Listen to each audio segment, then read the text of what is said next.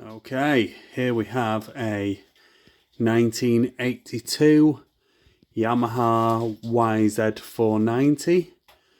The 1982 is the J model, and she does need quite a bit of work.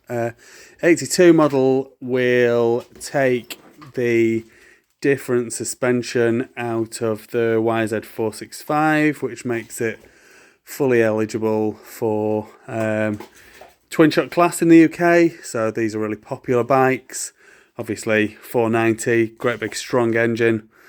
So that's what people want. I was very keen and very hopeful that I'd get this running, because she turns over with bags of compression.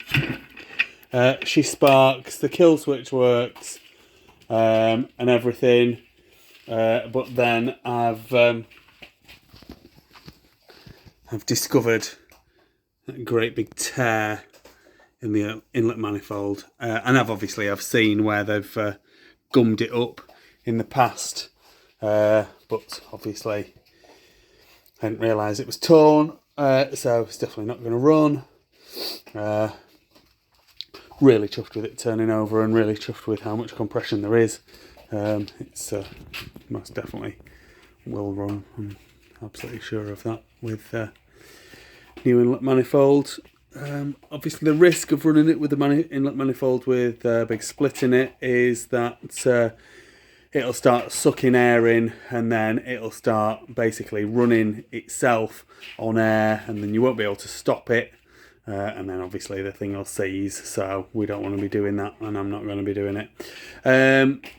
So the frame looks to be in pretty good nick. It's original paint, which is nice. Someone's drilled the airbox to get more airflow in there and suck a whole load more sand in and stuff like that. Underneath the frame rails are good. Original foot peg on this side, slightly bent. Original gear brake. The brake arm is slightly bent, but that will straighten.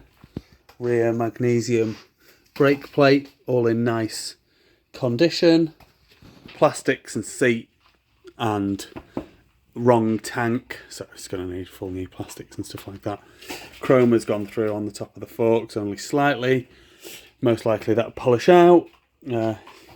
You only really need the chrome to be good further down, especially if it's for racing. White Brothers rear shock, which is a nice addition to the bike. It's not the correct front rim, so at some point it's had a new front rim. But that front rim is straight, and there's only got a couple of marks on it really. Nice twin leading shoe. Again, that's another bonus to these ones. They've got a twin leading shoe, so a lot of people are after them, especially for racing. Gives you a bit more stopping power, though I do find that brakes are often overrated. Nice DG pipe.